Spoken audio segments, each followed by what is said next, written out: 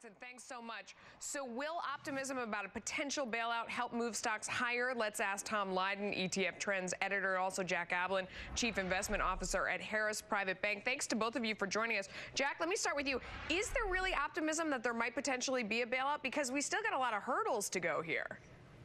Yeah, there really are. I mean, the fact is that in the EU charter, they deliberately say early on that we will not bail out one another. So, they really would have to not only convince the, the German people in general, but also change the charter to make that happen. So I still think the jury is still out on an outright bailout. Tom, also, Guy Johnson reported earlier that European authorities are trying to regulate and make sure that no one's able to speculate and profit from a potential bailout.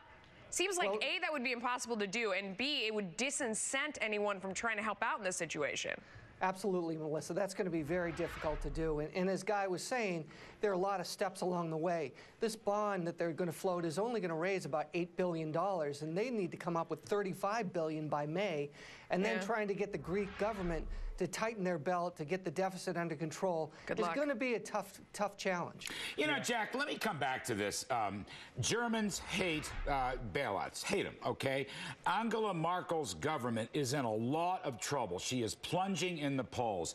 And her coalition partner, the FDP, the Free Market, Free Democrats, are completely opposed to this deal. So I want to ask you, should investors really bet on it and bank on it right now? I mean, Papandreou's going to Berlin, fine. But what do we know what's going to happen? The politics here are terrible. You know what? And the thing is, Larry, the politics there has always been terrible. I went to school there for a year, and I learned that in the previous 100 years, they had something like 30 different governments.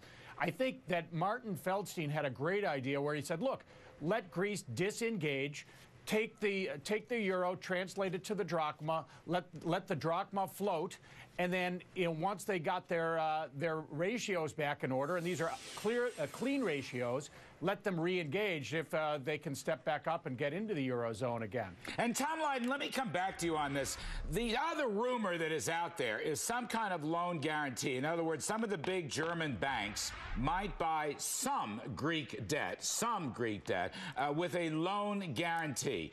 Is that a kind of deal that the markets would like? Might that be good in the short run, but very negative for the European Union in the longer run? As you know, Spain and Italy and Portugal and Ireland, they're waiting in the wings for their little bailouts? Absolutely, Larry. And, this is just the beginning stages. And we don't know what the troubles are really in Portugal and Spain and Ireland. And when will they come knocking at the door? So at this point, going forward, we're really going to have to look closely at the details. But on this side of the pond, things are looking better. And that's the thing we need to concentrate with. We've had some nice... Fine, how are you? We've had some corrections in the market, but we haven't violated the long-term trend lines. Everything seems to be in place. So how do you play it as an American investor? Jack, what do you do? Yes. What do you do? How do you play it as an American investor? Can you hear us? I'm sorry, Melissa? Yeah.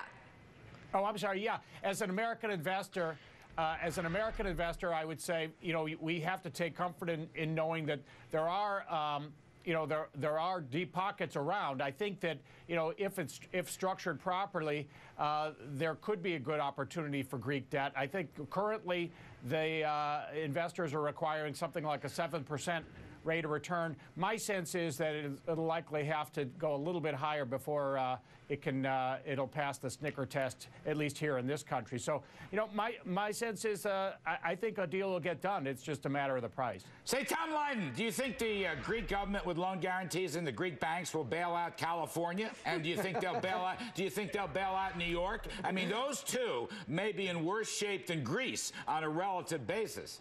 Well, they are, but the question... And what does that mean for the stock market? In other words, I'm looking for jitters here, okay? The easy money has been made in stocks. I want to be optimistic, but I'm not really sure. There's issues coming out of Washington with health care and taxes and payroll taxes that will affect capital gains. And then there's California, and then there's New York, along with Greece, Portugal, Spain, and Italy. Well, you're right, Larry. And as a resident of California, that's something I'm looking at really closely. I think think going forward, we are going to have to tighten our belts here. We're going to have some reform.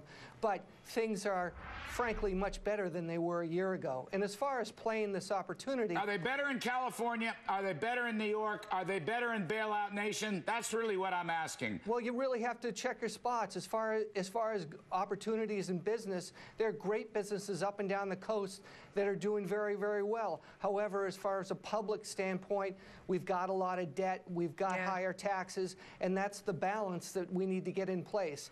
But I think as far as going forward, too, you've got an opportunity to play the dollar in this long dollar power shares UUP, and it's a way to protect your currency and actually take advantage of it as we get a lower euro. Great advice. Let's end on that. Trish, over to you. Okay, thanks, guys. When we come